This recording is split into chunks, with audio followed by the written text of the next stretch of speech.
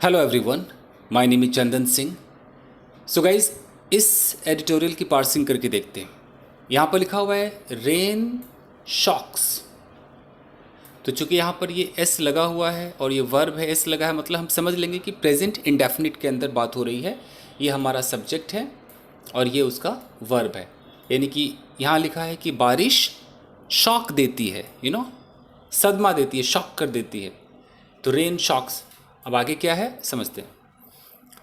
यहाँ लिखा है कि India's farmers must account for a stronger monsoon while sowing. तो चूंकि यहाँ मस्ट हमारा एक मॉडल ऑक्सिलरी वर्ब है, तो यहाँ से प्रेडिकेट शुरू होगा।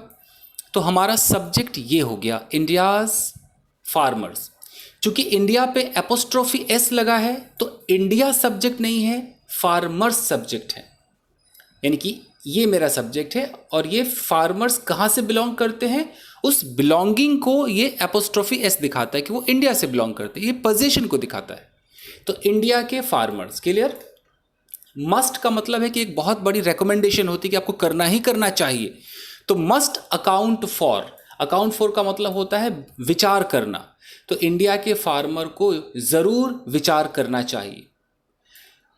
अ स्ट्रॉन्गर मॉनसून, तो account for what, a stronger monsoon, एक बहुत ही मजबूत मॉनसून के बारे में उनको विचार करना चाहिए। वाइल सोइंग, वाइल का मतलब है, और यहाँ वाइल के बगल में जो आप जेरंड देख रहे हो इसका मतलब है कि इस काम को करते हुए। सो का मतलब होता है बीज बोना। तो बीज बोते हुए, बोते समय उनको बहुत ध्यान देना चाहिए स्ट्रॉन्गर मॉनसून के बारे में। इस स्ट्रॉन्गर मॉनसून पर कुछ ना कुछ विचार करना चाहिए इंडिया के फार्मर्स को। मतलब मॉनसून आने वाला हो, भी बहुत मजबूत सा आने वाला है, ये कही जा रही बात। क्लियर। आगे देखिए।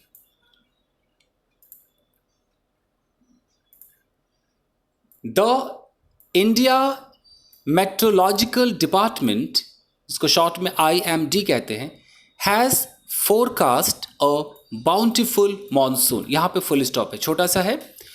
तो यहाँ पर हैज़ हमारा हेल्पिंग वर्ब है, तो यहाँ से हमारा प्रेडिकेट शुरू होता है।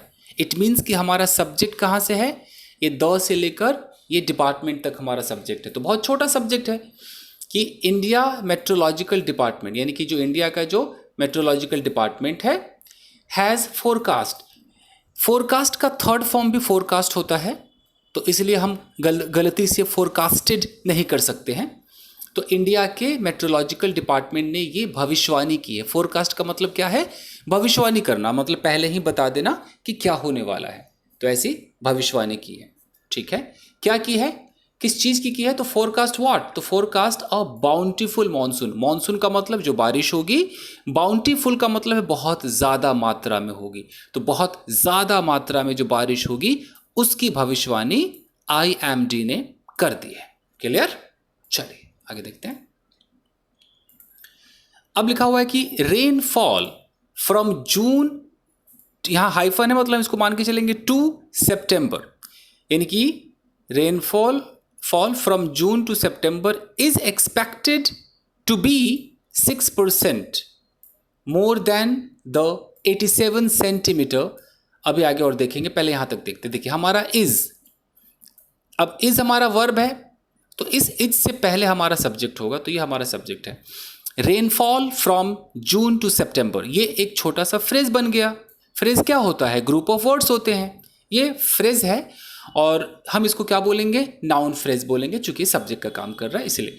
तो क्या समझेंगे कि जो रेनफॉल है, जो बारिश है, कब से कब तक, जून से सितंबर तक जो बारिश है, इज एक्सपेक्टेड, उससे उम्मीद की जाती है, टू बी 6% मोर, कि वो 6% ज्यादा होगा। टू इज एक्सपेक्टेड, देखो इस पे मैं चाहूँ तो आपको कुछ सिखा भी सकता हूँ, इसके ऊपर थोड़ा सा मैं आपको लिखकर बता सकता हूँ। एक्सपेक्टेड टू बी का इस्तेमाल देख लेते हैं। देखिए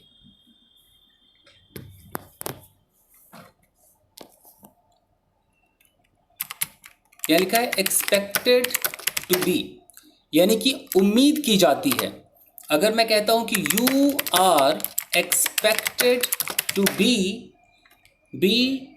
अ hard working person, hard working person, it means कि आपसे उम्मीद की जाती है कि आप कैसे रहो, हार्ड वर्किंग रहो। ओके, तो अगर मैं बोलूँ कि you are expected to be here by, let's say by 9 PM, यानी कि आपसे उम्मीद की जाती है कि आप 9 बजे रात तक यहाँ पर हो, तो उम्मीद की जाती है, यू आर एक्सपेक्टेड, ऐसा है, उम्मीद है ऐसा।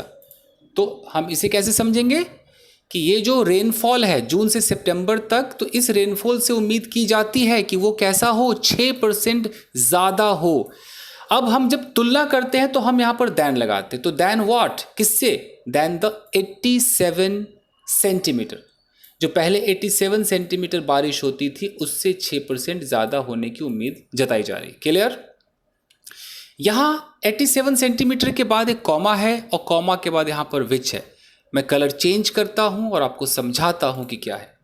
विच हमारा एक रिलेटिव प्रोनाउन है गाइस।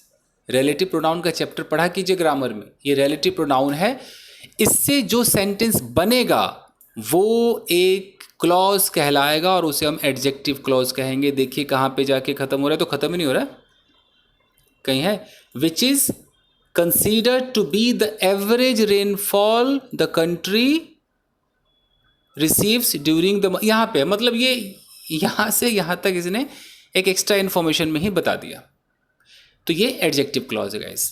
किसके बारे में कह रहा है, 87 सेंटीमीटर के बारे में कह रहा है कि क्या है 87 centimetre, which is considered to be, जिसको माना जाता है, समझा जाता है क्या, to be the average rainfall, कि द कंट्री रिसीव्स, यानी कि भारत, यानी कि जो देश हमारा है ये रिसीव करता है ड्यूरिंग दीज मंथ्स, जून से सितंबर महीनों तक जो ये रेनफॉल रिसीव करता है उसको एवरेज कितना होता है, 87 सेंटीमीटर होता है। तो सेंटेंस की पार्सिंग देखिए, विच इज कंसीडर, विच क्यों लगा, 87 सेंटीमीटर की वजह से विच लगा, अगर इंसान होता तो हु लगता। अच्छा, विच इज कंसीडर्ड, कंसीडर मतलब माना जाता है, तो ये एक्टिव है कि पैसिव है, ये पैसिव है, तो कंसीडर्ड यहाँ इसलिए थर्ड फॉर्म है, और कंसीडर के साथ आप बी लगा सकते हैं, तो which is considered to be what, अब बी के बाद आपको क्या दिखाना है, जो माना जाता है, to be the average rainfall, तो 87 सेंटीमीटर को एक एवरेज बारिश माना जाता है कि इतना रेनफॉल तो होगा। ठीक है, अब यहां पर अचानक रेनफॉल के बाद द कंट्री क्या हो गया, ये क्या आ गया, ये एक और सेंटेंस आ गया, देख रहे हो, यहां विच से यहां तक मान लो कि खत्म हो गया, बट एक तरीका देखो, रेनफॉल द कंट्री, अब लिख सकते हैं कि वो रेनफॉल जो हमारी कंट्री रिसीव करती है, तो हम चाहते तो यहां भी एक रिलेटिव प्रोनाउन लगा सकते थे, बट एक स्टाइल है, नहीं लगाया, ऐसे भी चलता है। Average rainfall the country receives, हमारा देश रिसीव करता है किस दरमियान, ड्यूरिंग दीज मंथ्स, दीज मतलब ये जून से सितंबर तक। एकदम क्लियर? चलिए ऐसे पार्सिंग क्या कीजिए, आगे देखते हैं। This is a fairly bold forecast, पहले यहां तक देखते हैं। अब दिस इज, दिस वो किसको कह रहा है, इशारा कर रहा है। दिस का मतलब क्या होता है कि वो आपका ध्यान उसकी तरफ खींच रहा है कि वो जो है वो एक क्या है, फेयरली बोल्ड फोरकास्ट है, यानी कि जो इन्होंने भविष्यवाणी की है वो फेयरली मतलब फेयर तरीके से, मतलब ठीक ठाक तरीके से, फेयरली लगा देते हैं, एक एडवर्ब होता है, फेयरली मतलब ठीक ठाक लग रहा है, तो फेयरली एक बोल्ड फोरकास्ट है। बोल्ड का मतलब है, वैसे तो बोल्ड के कई मतलब होते हैं, लेकिन यहाँ बोल्ड का मतलब होगा कि काफ़ी मजबूती दिखा रहा है, कि ये फोरकास्ट को हल्के मत लीजिए, काफ़ी बोल्ड है, मतलब मजबूती दिखा रहा है कहीं ना कहीं। तो this is fairly bold forecast, कहीं ना कहीं स्ट्रॉन्ग फोरकास्ट है। किसके द्वारा है, बाय द एजेंसी, एजेंसी के द्वारा है। क्लियर? अब यहाँ लिखा हुआ है दैट, अब ये दैट क्या हो सकता है, सोचिए जरा। इस एजेंसी के बारे में कुछ एक्स्ट्रा इन्फॉर्मेशन देने के लिए यहाँ पर एक कंजंक्शन लगा दिया है, ये दैट एक कंजंक्शन है, तो यानी कि ये रिलेटिव प्रोनाउन है, कंजंक्शन का काम कर रहा है, मतलब रिलेटिव प्रोनाउन है, तो इससे जो सेंटेंस बनेगा वो कहीं ना कहीं एडजेक्टिव होगा कि नहीं होगा। तो ये दैट तो लिख दिया, अब दैट के बाद यहाँ कॉमा आ गया और यहाँ कुछ और लिख दिया, मतलब इस दैट के बाद जो मेन आना चाहिए था वो कहीं गायब है, यू नो, बीच में कुछ और भी एंट्री करा दी इसने। तो देख लीजिए कि ये एक फेयरली बोल्ड फोरकास्ट है एजेंसी के द्वारा। कौन सा एजेंसी, दैट, मैं ढूंढता हूँ इसका अगला पार्ट क्या है, दैट, हाँ ये रहा ना, दैट अवॉइड्स, आगे ना। तो इस दैट का जो वर्ब है वो अवॉइड्स है, लेकिन कंफ्यूज कैसे किया, बीच में यहाँ क्या लगा दिया, typically in its April forecast. Typically का मतलब क्या होता है कि ज़्यादातर, टिपिकल हम कहते हैं ना, बहुत ही वही घिसा पिटा। तो टिपिकली क्या होता है, इन इट्स अप्रैल फोरकास्ट, यानी कि अप्रैल के भविष्यवाणी में, ज़्यादातर अप्रैल के भविष्यवाणी में ये जो एजेंसी है जो अवॉइड करती है, मतलब एजेंसी जो, दैट मतलब जो अवॉइड करती है, क्या अवॉइड करती है, सजेस्टिंग। सजेस्ट का मतलब सिर्फ सजेशन देना नहीं होता है, सजेस्ट का मतलब होता है बताना। ये एक बहुत ही फॉर्मल वर्ड है। तो ये जो एजेंसी है जो बताना अवॉइड करती है, क्या बताना अवॉइड करती है, ईदर सरप्लस, या तो बहुत ज़्यादा, सरप्लस मतलब बहुत ज़्यादा, और डेफिसिट रेन, डेफिसिट मतलब कमी, कि ये जो एजेंसी है ये बताना अवॉइड करती है, नहीं बताना चाहती है कि या तो ज़्यादा बारिश होगी या डेफिसिट रेन, कम बारिश होगी। कब बताना नहीं चाहती है, टिपिकली, खासकर इन इट्स अप्रैल फोरकास्ट, अप्रैल के फोरकास्ट में नहीं बताना चाहती है। लेकिन इस बार तो बहुत स्ट्रांगली बोला है, ऐसे लिखा गया है, समझ रहे हैं आप? क्लियर? चलिए आगे देखिए। अब यहां पर लिखा हुआ है given that temperatures in many southern states are soaring and stoking heat waves, comma, पहले आपको समझाना पड़ेगा मुझे कि गिवन एक स्टाइल है। जब हम गिवन से कोई सेंटेंस बोलते हैं तो उसके बाद हमें फिर कॉमा लगा करके दूसरा सेंटेंस बोलना पड़ता है। मुझे लगता है मुझे आपको सिखाना चाहिए। आइए गाइस सीखते हैं। वीडियो को लाइक भी कर सकते हैं। देखिए गिवन का इस्तेमाल देखिए। तो अगर मैं कहता हूं कि गिवन, और गिवन के बाद या तो मैं यहां पर कोई फ्रेज लगाऊंगा। कैसे? अगर मैं कहता हूं कि गिवन हिज एज, तो इसका मतलब क्या होता है, पहले मतलब देख लेते हैं। इसका मतलब होता है कि उसकी उम्र को देखते हुए, उसकी उम्र पर विचार करते हुए। अब फिर जैसा मैंने कहा कि यहां लिखा है गिवन हिज एज, कॉमा लगाया, एक और सेंटेंस होगा, given his age he should not let's say कि लिफ्ट 100 kg, यानी कि उसकी उम्र को देखते हुए उसको 100 किलो वजन नहीं उठाना चाहिए। एक और तरीका होता है कि जैसे आपने बोला गिवन, और गिवन के बाद आप चाहो तो यहां लगा दो गिवन दैट, या आप लगा दो गिवन द फैक्ट दैट, और इसके बाद आप एक सेंटेंस बोलो और उसके बाद फिर एक और सेंटेंस बोलो। ये भी एक तरीका है अखबारों में। जैसे अगर मैं कहता हूं कि given that she is very old, so given that she is very old, she should not quarrel all the time, यानी कि इस बात को देखते हुए कि बहुत ओल्ड है, उसे बार बार हमेशा क्वारल नहीं करना चाहिए। तो गिवन के साथ आप दैट लगा सकते हो। तो अखबार में भी यहां पर दैट लगाया हुआ है गाइस, इसको तनिक ध्यान से देखिए। क्या लिखा है, गिवन दैट, यानी कि इस बात को देखते हुए कि temperatures in many southern states. तो देखो बात हो रही टेम्परेचर्स की, टेम्परेचर्स हमारा सब्जेक्ट है, लेकिन इस सब्जेक्ट का प्रेडिकेट किधर है, कोথায় है ही नहीं, गायब है, क्योंकि यहां पर क्या दे दिया है, प्रेपोजिशनल फ्रेज। तो इसका प्रेडिकेट हमारा आर यहां पर है, देख लो। तो ये रहा सब्जेक्ट, ये रहा उसका हेल्पिंग वर्ब, ये रहा उसका मेन वर्ब, लेकिन उससे पहले सब्जेक्ट और उसके वर्ब के बीच में, उसके प्रेडिकेट के बीच में क्या आ गया, ये आ गया प्रेपोजिशनल फ्रेज कि टेम्परेचर्स, इस बात को देखते हुए कि जो टेम्परेचर्स है कहाँ, इन मेनी सदर्न स्टेट्स, कई सारे सदर्न स्टेट्स में जो टेम्परेचर्स हैं, आर सोरिंग।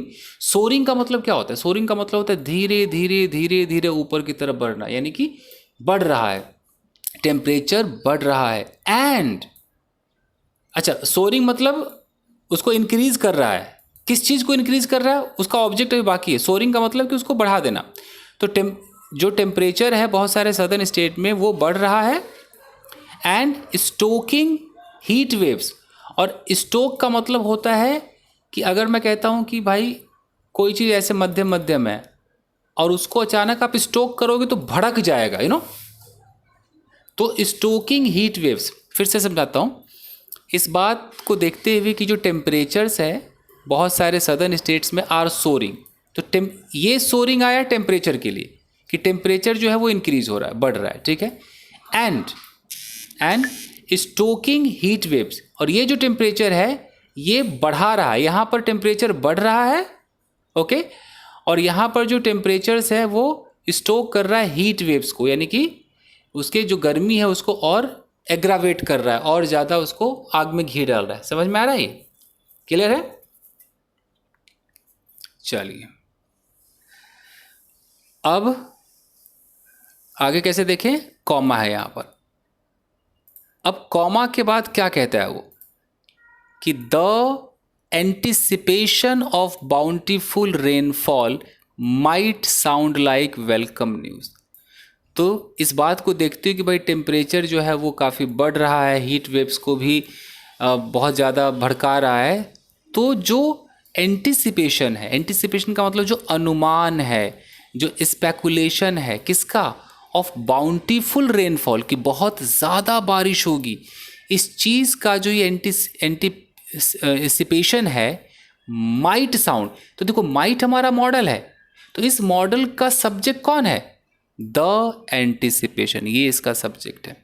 ये अनुमान जो है किस चीज़ का अनुमान, तो यहाँ प्रेपोजिशनल फ्रेज है, ऑफ बाउंटीफुल रेनफॉल, बहुत सारा जो रेनफॉल होगा इसका जो अनुमान है, माइट साउंड, हो सकता है कि वो साउंड करे लाइक वेलकम न्यूज़ के, तो बहुत ही अच्छी खबर है, वेलकम न्यूज़ है। क्यों?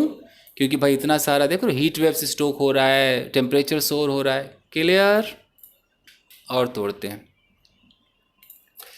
अब कह रहा है कि there is however a dark cloud to the silver lining. अब देखो यहां पर समझना होगा कि सिल्वर लाइनिंग क्या है। सिल्वर लाइनिंग का मतलब होता है कि जैसे कि कहीं कोई एक छोटी सी उम्मीद की किरण, उसको कहा जाता है सिल्वर लाइनिंग। मान लो कि हर जगह से आपको निराशा मिल रही है कि बाप रे अब क्या होगा, अब क्या होगा, अब क्या होगा, और अचानक आपको एक सिल्वर लाइन दिख गया। हर जगह काला काला काला है और एक जगह सिल्वर लाइन दिख गया, मतलब कि एक नई किरण है, वो एक उम्मीद की किरण है, उसे ग्लिमर ऑफ होप भी कह सकते।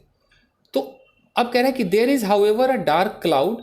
अब कह रहा है कि कहीं ना कहीं जो है एक काला बादल है टू दिस सिल्वर लाइनिंग, मतलब कि अच्छी बारिश होगी, लोग उसका स्वागत करेंगे। ये अच्छी बारिश होना एक सिल्वर लाइनिंग है, मतलब ये एक उम्मीद की किरण है। लेकिन इस उम्मीद की किरण पे भी काले बादल छाए हुए, देख लो।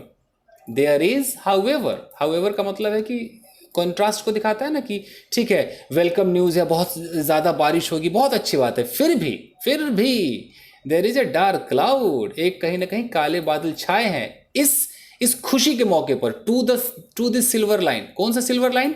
ये ज़्यादा बारिश होना एक सिल्वर लाइन है, एक उम्मीद की किरण है, इस पर कहीं ना कहीं काले बादल छाए हुए। समझ में आ रहा है, नहीं आ रहा है? ठीक है, चलिए आगे देखें।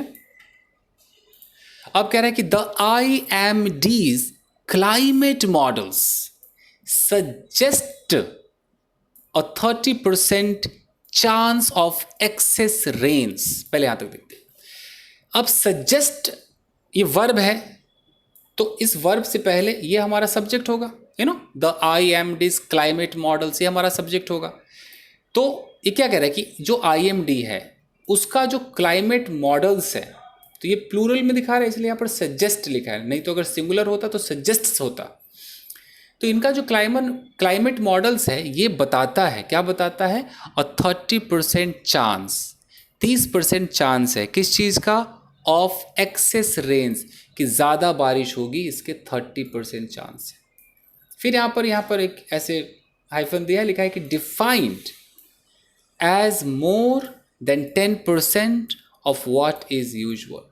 तो ये जो 30% चांस है ये डिफाइन करता है, डिफाइंड जिसको डिफाइन किया गया है, defined as what, as more than 10%, कि ये जो 30% चांस है ये 10% से ज़्यादा है ऑफ व्हाट इज़ यूजुअल, जो अक्सर जो बारिश होती है उससे 10% से ज़्यादा है ये चांस है 30%, बारिश होगी यूजुअल से 10% ज़्यादा। ठीक है जी, आगे देखिए। अब क्या कह रहा है, by comparison, okay, bye comparison, यानी कि कंपैरिजन के हिसाब से अगर देखें, कंपैरिजन द्वारा it's expectation of above normal range is 31%। अगर कंपैरिजन करके देखा जाए तो इसकी जो उम्मीद है, अभी उम्मीद है कि भाई नॉर्मल से ज़्यादा, अबव नॉर्मल का मतलब क्या है, नॉर्मल से ऊपर, इट्स एक्सपेक्टेशन, इसकी जो उम्मीद है, किस चीज़ की उम्मीद है, ऑफ अबव नॉर्मल, कि नॉर्मल से ज़्यादा की उम्मीद है। क्या ज़्यादा, रेंज, बारिश ज़्यादा होगी। तो ये जो एक्सपेक्टेशन है इज़, तो ये इज़ जो है इसका सब्जेक्ट कौन है, एक्सपेक्टेशन, ये सब्जेक्ट और ये उसका लिंकिंग वर्ब। तो ये जो एक्सपेक्टेशन है रेन की इज 31%, ये 31%। फिर यहाँ कॉमा है, लिखा है कि डिफाइंड एज, यानी कि ये पास्ट पार्टिसिपल हुआ कि नहीं हुआ, यहाँ भी डिफाइंड था, पास्ट पार्टिसिपल है, मतलब एक्स्ट्रा इन्फॉर्मेशन दे रहा है कि जिसको डिफाइन किया गया है, डिफाइंड एज, कैसे डिफाइन किया गया है, between 5% to 10% of what is normal, यानी कि जो नॉर्मल बारिश होती है उससे कम से कम 5 से 10% के बीच में ये है। ठीक है जी, defined as between 5 to 10% of what is normal. Normal से मतलब कहीं ना कहीं नॉर्मल से ज़्यादा की बात की जा रही है। अब बार बार वीडियो को पढ़ वो देख लीजिएगा पढ़ करके अपने हिसाब से, क्योंकि इतना सारा परसेंटेज दे दिया ना कि नए बच्चे कहेंगे क्या है यार, कभी 30 बोलता, कभी 31 बोलता, कभी 5-10, कभी 10, हो क्या रहा है इतने परसेंटेज है। कहीं पर वो उम्मीद के लिए परसेंटेज दे रहा है, कहीं पर कितनी बारिश होगी उसके लिए परसेंटेज दे रहा है, बस ये प्रॉब्लम है। चलिए आगे देखते हैं। यहाँ लिखा है कि द स्लिम डिफरेंस सजेस्ट्स, अब यहाँ से यहाँ तो मतलब सजेस्ट हमारा हो गया वर्ब, तो ये स्लिम डिफरेंस है हमारा सब्जेक्ट है, कि जो सबसे कम, स्लिम का मतलब जो बहुत ही पतला, जो पतला सा जो डिफरेंस है, जो बहुत ही कम डिफरेंस है, कम जो अंतर है, वो बताता है that excessive rains are as likely as merely above normal showers. तो अब हल्का सा डिफरेंस है कि भाई जो नॉर्मल बारिश होती है और अब जो बारिश होगी वो कितना डिफरेंस है। तो जो हल्का जो डिफरेंस है वो ये बताता है, सजेस्ट बताता है, क्या बताता है, दैट एक्सेसिव रेन्स। अब हमारा ये सब्जेक्ट हो गया ना, एक्सेसिव रेन्स। अच्छा ये दैट क्या है, जरा दिमाग लगाओ तो, दैट क्यों लगा होगा, ये क्या है, कंजंक्शन है, क्या है ये, रिलेटिव प्रोनाउन है, क्या है, देखो तो, देखो यहाँ लिखा है ना कि द स्लिम डिफरेंस सजेस्ट्स, ये मेरा सब्जेक्ट हो गया पूरा का पूरा, ये मेरा वर्ब हो गया। तो सजेस्ट्स व्हाट का जवाब दे रहा है ना, ये देखो तो व्हाट का जवाब दे रहा है, ये कहीं ना कहीं नाउन क्लॉज हुआ, देख रहे हो अखबार में क्लॉज कितना आता है। तो दैट एक्सेसिव रेंज, जो बहुत ज़्यादा रेंज है, आर एज लाइकली, वो उतना ही मतलब लाइकली मतलब उतनी ही उसकी उम्मीद है, एज मेयरली अबव नॉर्मल, जो मुश्किल से अबव नॉर्मल होता है, जो नॉर्मल शावर, यानी कि नॉर्मल से जो ज़्यादा शावर होता है बस उतना ही उम्मीद है कि उतनी ही बारिश होगी, कुछ खास नहीं होगी, ऐसी बात कही जा रही। ठीक है, थोड़ा सा जो नॉर्मल शावर है उससे अबव होगा। क्लियर, चलिए। Most of these rains are expected in the second half of the monsoon. तो कह रहा है कि ये मोस्ट ऑफ दिस रेन्स, ये जो भी बारिश होगी ना, तो ज़्यादातर जो बारिश है आर एक्सपेक्टेड, उम्मीद की जाती है, in the second half of the monsoon, monsoon के सेकेंड हाफ में होगी। क्या सेकेंड हाफ क्या है, और अगस्त एंड सितंबर, यानी कि वो अगस्त और सितंबर को ही सेकेंड हाफ कहा जाता है। तो अगस्त और सितंबर के महीने में होगी जो ज़्यादा बारिश। क्लियर, चलिए आगे क्या कह रहा है, the IMD's models forecast for this are premise. अच्छा तो देखो आर यहाँ है, मतलब ये पूरा का पूरा हमारा क्या है, ये सब्जेक्ट होगा, देख रहे हो कैसे पता चला सब्जेक्ट है। ऑफकोर्स वर्ब से पहले सब्जेक्ट आता है, और उसमें से किसके बारे में बात हो रही है, IMD के बारे में कि इनके मॉडल्स के बारे में। तो लिखा है कि IMD's मॉडल्स फोरकास्ट, तो IMD के जो मॉडल्स का जो भविष्यवाणी है, फोरकास्ट है, फॉर दिस, इस चीज़ के लिए, आर प्रीमाइज्ड, प्रीमाइज्ड का मतलब था बेस्ड, तो वो आधारित है, किस पर आधारित है, ऑन द डेवलपमेंट, प्रोग्रेस पर। डेवलपमेंट का मतलब क्या होता है कि कोई चीज़ डेवलप कर रहा है, तो डेवलपमेंट पर आधारित है। ओके, इनका जो फोरकास्ट है वो डेवलपमेंट पर आधारित। अब किसके डेवलपमेंट पर आधारित है, तो डेवलपमेंट ऑफ अ ला नीना, पता नहीं कौन से देश की भाषा है ये, ला नीना, या और a converse of the El Nino, मतलब कि वो ला नीना पे डिपेंड करता है, ला नीना के डेवलपमेंट पे डिपेंड करता है, या कन्वर्स का मतलब अपोजिट ऑफ एल नीनो, यानी कि जो ला नीना का डेवलपमेंट है उसी को और कह के कहा जा रहा है कि कन्वर्स ऑफ एल नीनो। तो यानी कि अगर ला नीना बढ़ेगा ये डेवलपमेंट हो गया, और एल नीना कन्वर्स होगा घटेगा, तो या तो ये कह लो या ये कह लो, या तो डेवलपमेंट ऑफ ला नीना कह लो या उसी को कह लो कन्वर्स ऑफ एल नीनो। अभी क्या है ये ला नीना एल नीनो क्या है ये क्लियर नहीं है। देखते हैं क्या लिखा हुआ है। Which more often than not results, ये विच किसको कह रहा है? ला नीना को ही कह रहा है कि विच मोर ऑफन, ज़्यादातर, than not, more often than not का मतलब है कि ना के मुकाबले ज़्यादा, है ना, ज़्यादातर रिजल्ट्स, इसका रिजल्ट क्या आता है? इन अ डिक्रीज इन ओहो मॉनसून रेनफॉल। अच्छा, यानी कि जो ला नीना है या कन्वर्स ऑफ एल नीनो, तो ये जो ला नीना है इसका ज़्यादातर रिजल्ट आता है कि डिक्रीज हो जाएगा मॉनसून रेनफॉल, यानी कि जो मॉनसून की बारिश है उसमें कहीं ना कहीं कटौती आएगी। अच्छा, गुड। चलिए, अब ये लिखा तो ऐसा ही है, आगे बढ़ते हैं क्या कह रहा है भाई। ये कौन सी नीना आ गई देखो भाई। अब है कि the La Nina is also expected to be aided by. अब ये जो ला नीना है, तो ला नीना का मतलब लिखा हुआ है कि मतलब कम बारिश होगी, डिक्रीज हो जाएगा, ऐसा लिखा है ना ला नीना।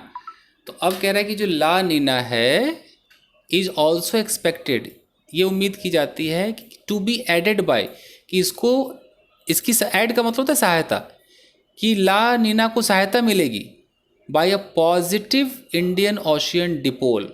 अब ये सब नाम गाइज मुझे तो पता नहीं, मैं बस आपको पार्सिंग करके बता सकता हूँ। अभी क्या डिपोल है क्या है आई डोंट हैव आइडिया। यहाँ पर मैं इतना कह सकता हूँ कि जो ला नीना है जिसकी वजह से बारिश कम होती है, तो ये अकेले नहीं आएगी, हो सकता है कि इसको सहायता दे, टू बी एडेड, इसको एक सहायता मिले किसके द्वारा? एक पॉजिटिव इंडियन ओशियन डिपोल के द्वारा। फिर यहाँ कॉमा है, लिखा है कि कैरेक्टराइज्ड बाय अ कूलर, मतलब इनको, इनका चरित्र चित्रण कैसे किया गया है, ये डिपोल को क्या कहा गया है? कैरेक्टराइज का मतलब कि क्या इसका नेचर है, तो इसका characterise by a cooler than normal Indian Ocean, यानी कि एक नॉर्मल इंडियन ओशियन से ज़्यादा कूलर इसको कैरेक्टराइज किया गया है, इसको बताया गया है। इन द ईस्ट, ईस्ट के अंदर इस ओशन डिपोल को ज़्यादा कूलर माना गया है as compare to the west, west के मुकाबले में। एज़ कम्पेयर टू मतलब इसके मुकाबले में, वेस्ट के मुकाबले में ईस्ट में ये जो पॉजिटिव इंडियन ओशियन डिपोल है इसको कूलर माना गया है, बहुत ठंडा माना गया है। अच्छा जी, आगे देखते हैं। दैट हेल्प्स, जो हेल्प करता है, bring rain to several states. Okay, तो किसके बारे में कहा जा रहा है? इस ओशियन डिपोल के बारे में कहा जा रहा है, ओशियन डिपोल, और यहाँ जो दैट है तो ये इस डिपोल के बारे में दैट है। अब ये इतनी दूर दैट क्यों लगा? क्योंकि बीच में इसने एक और एक्स्ट्रा इन्फॉर्मेशन दे दिया ना कि characterised by a cooler than normal Indian Ocean in the east as compare to the west. इतनी मतलब इस कॉमा से इस कॉमा तक तो इसने इसके बारे में एक इन्फॉर्मेशन दे दिया पास्ट पार्टिसिपल में, और फिर यहाँ पर दैट भी लगा दिया। तो ये दैट किसके लिए आया होगा? दिमाग लगाइए, किसके लिए दैट आया है? इसी के लिए आया होगा ना कि वो positive Indian Ocean dipole that helps, जो हेल्प करता है, ब्रिंग, लाने में, रेन, रेन को लाने में, टू सेवरल स्टेट्स, कई स्टेट में ये बारिश को लाता है, in southern India, southern India में। तो थोड़ा तो ये मैं पार्सिंग तो कर रहा हूँ बट ये न्यूज़ थोड़ा हौच पौच सा नहीं लग रहा है? अजीब सा लग रहा है। कौन किसकी मदद कर रहा है, कौन है ला नीना, कौन है एल नीना? अजीब सा नहीं हो गया? चलिए आगे देखते हैं, ख़त्म करते हैं। अब है कि the IMD is silent on the quantity of rains in June and July. अब जो IMD है वो चुप है, किस चीज़ पर चुप है? ऑन द क्वांटिटी, कि कितनी मात्रा होगी किसकी, बारिश की, कब? जून और जुलाई में। बट एक्सपेक्ट्स, लेकिन उम्मीद करता है क्या? न्यूट्रल कंडीशन, कि न्यूट्रल कंडीशन रहेगा, नीदर एल नीनो नॉर ला नीना। तो मतलब कि ना एल नीना आएगा, एल नीना मतलब एल नीना आया तो ज़्यादा बारिश हो गई, और ला नीना आया तो कम बारिश हो गई। तो जून जुलाई में कोई भी नीना नहीं आएगी, ना नीना आएगी ना नीनो आएगी, ठीक है। न्यूट्रल कंडीशन, अब देखो यहाँ लिखा है neutral conditions to be prevalent that time. मैं तो पार्सिंग के लिए आया हूँ ना, तो मैं पार्सिंग समझा दूँ आपको। देखो सेंटेंस को तोड़ना, देखो कैसे करेंगे कि the I M D is silent, I M D जो है वो चुप है, ठीक है जी। किस बात पर चुप है? ऑन द क्वांटिटी, मात्रा पर चुप है। किसकी मात्रा? प्रेपोजिशनल फ्रेज देखो, यहाँ भी प्रेपोजिशनल, यहाँ भी। ऑफ रेन्स, बारिश की मात्रा पर चुप है। कब होगी? इन जून एंड जुलाई, जो बारिश जून और जुलाई में होगी उसकी मात्रा पर आई एम डी साइलेंट है। बट एक्सपेक्ट्स, उम्मीद करती। कौन उम्मीद करता? आई एम डी उम्मीद करती। क्या उम्मीद करती है? Neutral conditions to be prevalent that time, मतलब उम्मीद करती कि न्यूट्रल कंडीशन उस वक्त हावी रहेगा। प्रीवेलेंट का मतलब वही छाया रहेगा। तो टू बी, अब ये टू बी लगाना, देखिए न्यूट्रल कंडीशंस टू बी। जैसे अगर मैं बोलूँ कि I expects Sohan to be in the room, उसी तरीके से I M D expects neutral conditions to be, उम्मीद करती है कि न्यूट्रल कंडीशन रहे, न ज़्यादा कम न ज़्यादा हो, वो रहे, प्रीवेलेंट रहे। प्रीवेलेंट मतलब वही रहे दैट टाइम, उस वक्त वही छाया रहे, वही प्रिवेल करे। क्लियर? चलिए आगे देखिए, कह रहे to arid monsoon months. Arid का मतलब होता है बहुत ज़्यादा ड्राई, तो दो जो है वो मॉनसून मतलब सूखे मॉनसून के महीने, एंड टोरेंशियल रेन्स, टोरेंशियल का मतलब होता है मूसलाधार, और जो मूसलाधार बारिश है इन द लास्ट टू, यानी कि दो सूखे जाएंगे, सूखा महीना जाएगा, और दो जाएगा मूसलाधार बारिश वाला। तो यहाँ देखो कि two arid monsoon months and torrential rains in the last two, last जो दो महीने उसमें मूसलाधार बारिश होगी। मे बी फाइन, हो सकता है वो उचित हो फॉर एग्रीकल्चर, हो सकता है कि 2 महीने सूखे के, 2 महीने मूसलाधार बारिश के, मे बी चांस है कि वो फाइन हो। किसके लिए? फॉर एग्रीकल्चर, एग्रीकल्चर के लिए। बट इज लाइकली, इज किसको कहा जा रहा है? अभी इज का सब्जेक्ट कौन है? सोचो सोचो। But is likely to result, किसी एक को तो कह रहा है इज। यहाँ है कि two arid monsoon months and torrential rains, ये तो दो सब्जेक्ट है। In the last two may be fine for agriculture, but is likely, इन दोनों को मिलाकर इसने इज कह दिया है। But is likely to result in extreme floods, लेकिन इसका जो लाइकली टू का मतलब कि उम्मीद है, likely to result in, result in का मतलब है कि इसका रिजल्ट निकलेगा किस रूप में? एक्सट्रीम फ्लड्स, बहुत ज़्यादा बाढ़ के रूप में निकलेगा। ठीक है, अच्छा। एंड अब एंड के बाद यहाँ ये सब छोड़िए, एंड के बाद क्या है? And result in extreme floods and हाँ यहाँ आ गया, एंड इमेंस डैमेज, बहुत ज़्यादा बाढ़ के रूप में इसका रिजल्ट आएगा, और इमेंस बहुत ज़्यादा डैमेज के रूप में आएगा। डैमेज किसको? टू लाइफ्स, जिंदगियों को डैमेज पहुँचेगा, लाइवलीहुड्स को डैमेज पहुँचेगा, एंड इंफ्रास्ट्रक्चर को डैमेज पहुँचेगा। समझ गए? और यहाँ पर ये एज क्यों लिखा हुआ है? As has been observed in the past, जितने भी पास्ट में जो ऑब्जर्वेशन हुआ है उस हिसाब से लगता है कि जो 2 महीने सूखे के और ये जो टोरेंशियल बारिश के जो लास्ट 2 महीने हैं, ये may be fine for agriculture, agriculture के लिए फाइन हो सकता है। But is likely to result, लेकिन उम्मीद है, लाइकली मतलब संभावना है कि इसका रिजल्ट क्या आएगा?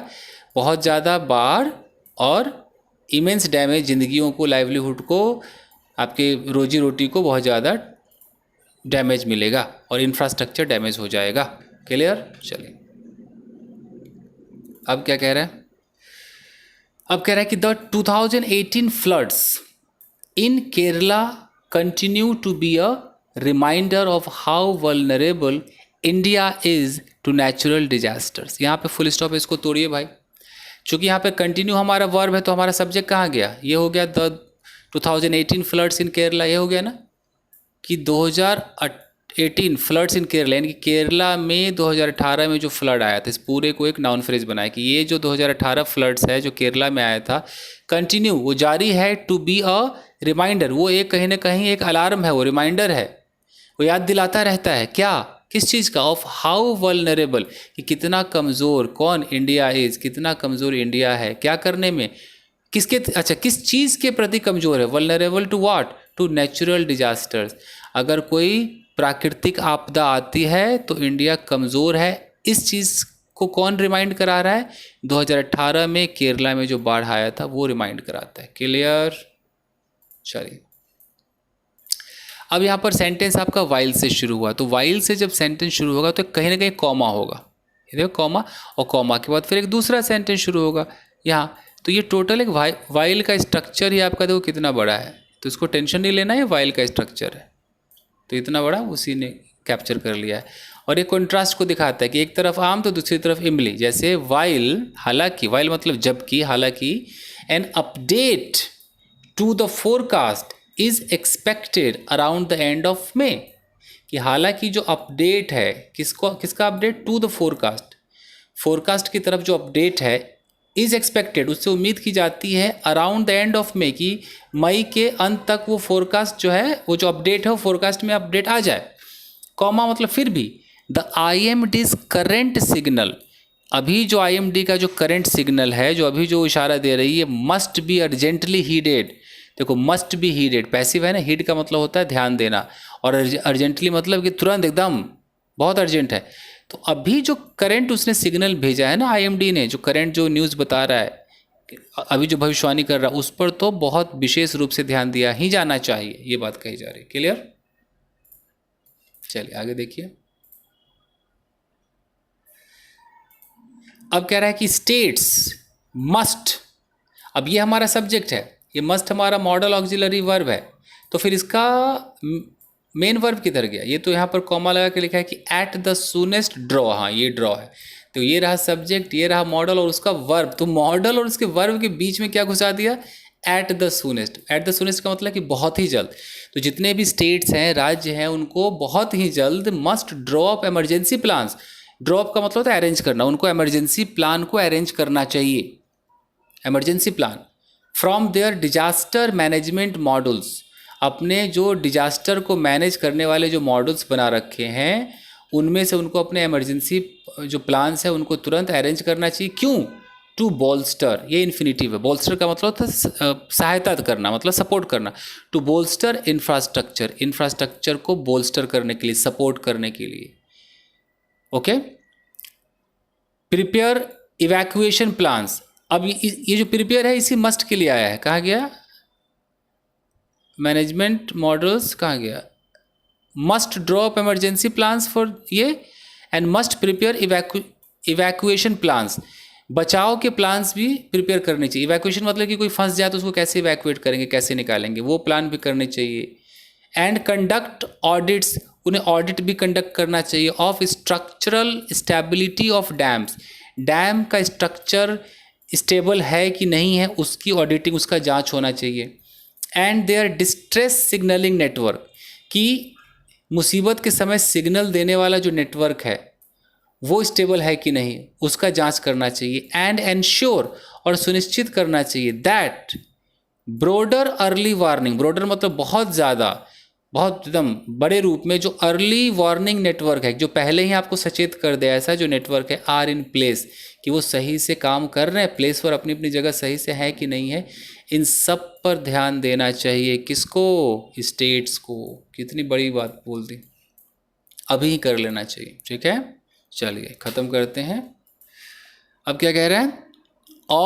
अच्छा, ऑल्सो इंडियाज़ फार्मर्स, साथ ही साथ इंडिया के जो किसान हैं, ठीक है, कॉमा, और मेजॉरिटी, अभी कॉमा क्यों है? अगर ये फार्मर्स को मैं सब्जेक्ट मानूँ तो इसका वर्ब तो ये नहीं हो सकता, तो ये कहीं ना कहीं एक्स्ट्रा इन्फॉर्मेशन है कि अब majority of home continue to be dependent on rain fed agriculture, ये जो एक्स्ट्रा इन्फॉर्मेशन है ना, ये इसको अब क्या कहेंगे आप? इसको फ्रेज ही कह सकते हैं, क्योंकि कोई रिलेटिव प्रोनाउन तो है नहीं, तो क्लॉज तो है नहीं, फ्रेज है ये। तो फ्रेज में क्या फ्रेज है, फिर इसको आप क्या बोलोगे? एपोजिशन ही कह पाओगे कि इंडिया के जो किसान है, अब मेजॉरिटी ऑफ होम, जिनमें से ज़्यादातर, जिनमें से, अच्छा मेजॉरिटी ऑफ होम लिखा है, फिर यहाँ कॉमा भी है, मेजॉरिटी ऑफ होम मतलब उनमें से ज़्यादातर जो लोग हैं, कंटिन्यू टू बी डिपेंडेंट। अब एक्चुअली यहाँ ये सब मतलब कि अ मेजॉरिटी ऑफ हुम, ये सब्जेक्ट और ये वर्ब। तो गाइज ये फिर क्लॉज हुआ, फिर ये क्लॉज हो गया, क्योंकि अगर ये फ्रेज होता तो फिर कंटिन्यू कंटिन्यू नहीं होता ना।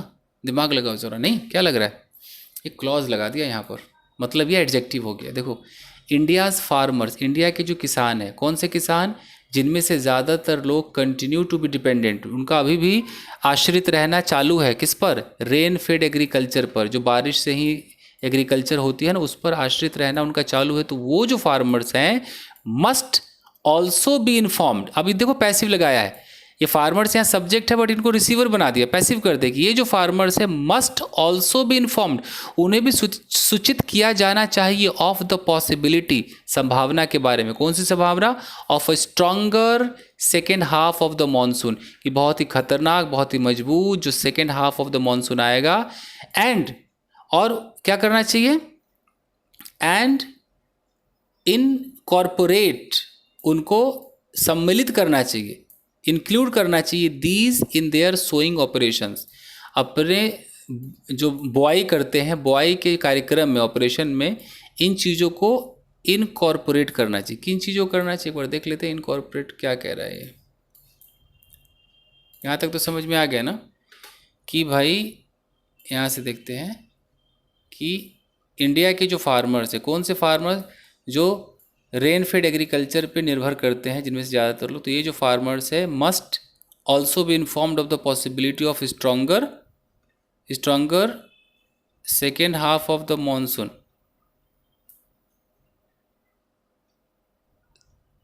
तो ये कॉमा क्यों लगा है, ये समझ में आ रहा है, ये कॉमा क्यों लगा है। ये तो हो गया कि ये farmers must also be informed, उन्हें सूचित किया जाना चाहिए किसके बारे में, of the possibility of a stronger. तो स्ट्रॉन्गर क्या, यहाँ कॉमा की क्या जरूरत थी, स्ट्रॉन्गर की संभावना के बारे में। तो यानी कि स्ट्रॉन्गर व्हाट, ये जो लिखा है second half of the monsoon, यानी कि जो मानसून का सेकेंड हाफ है उसके पॉसिबिलिटी के बारे में, वो मजबूत है ऐसा। एंड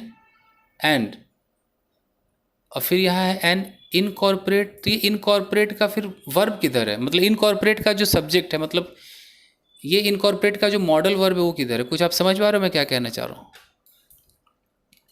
यहाँ पार्सिंग कुछ समझ में नहीं आ रहा, ऐसे देखो ना, अपना दिमाग लगाओ जरा। ये इंडियाज़ फार्मर हमारा सब्जेक्ट हो गया, राइट, ये सब्जेक्ट है, इसको भी भूल जाओ, ये तो हमारा एक्स्ट्रा इन्फॉर्मेशन, इसको भूल जाओ, ये तो हमारा क्लॉज हो गया, ये मैंने बता दिया। ये सब्जेक्ट है, ये मस्ट है, ये मॉडल है। तो इंडिया के फार्मर को अवश्य ही, ओके, अच्छा, मस्ट ऑल्सो बी इन्फॉर्म्ड, उनको सूचित किया जाना चाहिए किस बारे में, ऑफ द पॉसिबिलिटी, संभावना के बारे में। किस चीज़ की संभावना, ऑफ अ स्ट्रॉन्गर, मजबूत जो कोई चीज़ है उसकी संभावना के बारे में। अब स्ट्रॉन्गर के बाद यहाँ कॉमा है, तो मैं क्या मानूँ, stronger second half of the monsoon, मैं ये मान लेता हूँ कि जो मानसून का सेकेंड हाफ है ना, जो 2 महीने हैं, वो बहुत ही स्ट्रॉन्गर है, उनके बारे में उनको इन्फॉर्म किया जाना चाहिए, अगर मैं इसको ऐसे मान लेता हूँ। फिर यहाँ पर है कि एंड इनकॉर्पोरेट दीज, तो ये इनकॉर्पोरेट यानी कि मस्ट बी, मतलब यहाँ तक पैसिव, यहीं तक मानूँ मैं। अब फिर मैं यहाँ से बोलूँ कि इंडियाज़ फार्मर, तो फिर एडवाइस कैसे हुआ, इनकॉर्पोरेट अगर मैं कोई वर्ब लगा रहा हूँ तो फिर एडवाइस कहाँ हुआ, मस्ट, यहाँ भी मैं मस्ट मान के चलना चाहिए ना मुझे कि मस्ट इनकॉर्पोरेट दीज, इन चीज़ों को, इन देयर सोइंग ऑपरेशंस। ये कुछ समझ में आ रहा है, एक कन्फ्यूजन अब आप मुझे बताना, क्योंकि उतना वक्त नहीं है, ये आप मुझे बताना कि आप लोग भी थोड़ा ध्यान देना, हो सकता है मैं जल्दी में देख रहा हूँ तो समझ में नहीं आ रहा है। लास्ट में मुझे ये हमेशा अभी भी लग रहा है, मैं जब तक मैं सेटिस्फाइड नहीं होऊंगा मैं आगे, मतलब मैं क्या ही बोलूँ आपको। ये सब्जेक्ट है, also India's farmer must also be informed, उन्हें इन्फॉर्म किया जाना चाहिए, of the possibility of a stronger second half of the monsoon, monsoon के सेकेंड हाफ के कितना स्ट्रॉन्गर उसके बारे में किया जाना चाहिए। एंड इनकॉर्पोरेट, फिर ये क्या है, अगर मैं इस एंड को, जैसे यहाँ तक पैसिव है, इन्फॉर्म्ड है, informed of possibility of stronger second half the monsoon, and फिर एंड के बाद फिर मैं इनकॉर्पोरेटेड कहना चाहिए, फिर कैसे होगा, मतलब ये तो कहीं से इनकॉर्पोरेटेड भी सूट नहीं करेगा। ये एक कन्फ्यूज़न है गाइस। आप लोग मुझे बताना, अभी मैं इसको यहीं पे एंड करता हूँ। मैं इसको आराम से देखूंगा कि कहना क्या चाह रहा है। ठीक है, चलिए थैंक यू गाइस है, क्योंकि टाइम ज़्यादा हो रहा है ना। बताना, आप लोग भी दिमाग लगाना अपना। Thank you guys.